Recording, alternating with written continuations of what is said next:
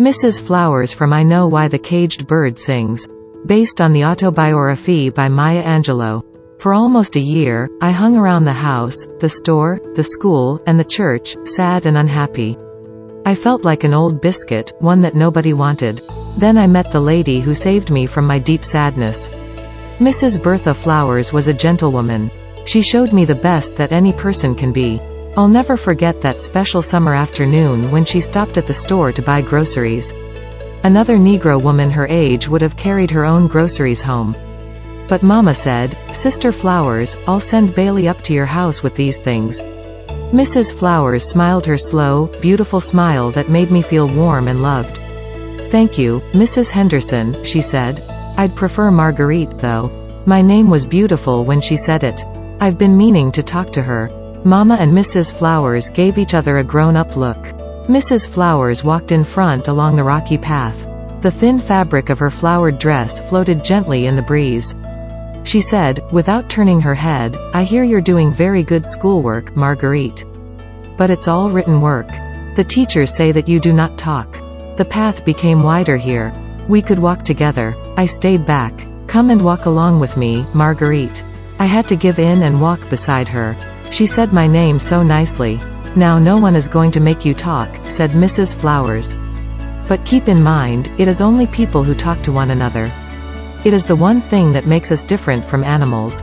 That was a new idea to me. I would need time to think about it. "Your grandmother says you read a lot." That's good, but not good enough.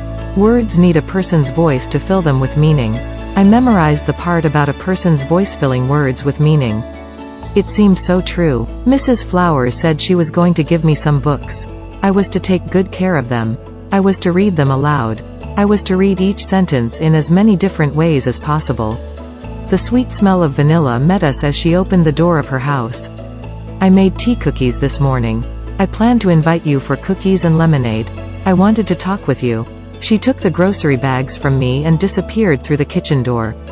I looked around the room. Photographs looked down from the walls. The white, freshly ironed curtains moved with the wind. I wanted to gather up the whole room and take it to Bailey. He would help me figure it out. "Have a seat, Marguerite. Over there by the table." She carried a plate covered with a tea towel. She said she had not baked cookies for a long time. I was sure her cookies would be perfect, just as she was perfect.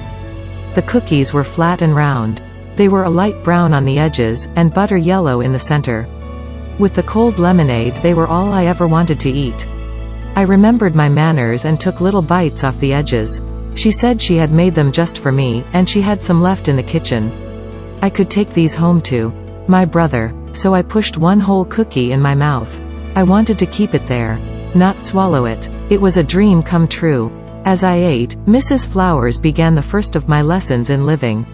She said that I must not put up with ignorance. I must be understanding of illiteracy. I was to understand that people who were not able to go to school sometimes knew more than college professors. She wanted me to listen carefully when all people spoke. I was to listen for plain sense and wise words. I finished the cookies. She brought a thick, small book from the bookcase. I had already read A Tale of Two Cities. She opened the first page and began to read. It was the best of times, it was the worst of times. Her voice seemed to sing the words. I wanted to look at those pages. Were the words the same that I had read? Or were they changed into music? How do you like that? It came to me that she expected me to answer her question. The sweet vanilla taste was still on my tongue. Her reading was a wonder in my ears. I had to speak. I said, "Yes, ma'am." That was all I could say. "Take this book of poems and memorize one for me. Next time you pay me a visit, I want you to recite." On that first day, I ran down the hill and I didn't stop running until I reached the store. I was liked. What a difference it made. I was respected. Not as Mrs. Henderson's grandchild or Bailey's sister, but for just being me. Marguerite Johnson. I did not ask why Mrs. Flowers began to pay attention to me.